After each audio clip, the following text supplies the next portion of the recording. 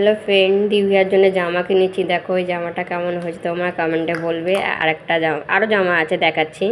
আর একটা এই জামা হয়েছে, আমি পছন্দ করেছি। আমার মেয়ে পছন্দ করেছে ডিজাইনগুলো, কালারগুলো। ওকে বলেছে কোনগুলো ভালো লাগছে, ও এইগুলো পছন্দ করেছে। আর এই একটা গেঞ্জি কিনে দিয়েছিলাম, আগে কিনে দিয়েছিলাম, পরাইনি। আর বলো কমেন্টে কেমন কেমন হলো। একটা, দুটো, তিনটে আর মিমি একটা কিনেছে চারটে। আর মিমি একটা কিনেছে চারটে। তোমরা বলো কেমন হয়েছে। ঠিক আছে, ভালো লাগলে লাইক সাবস্ক্রাইব করে দাও। পরে আবার ভিডিও করবে।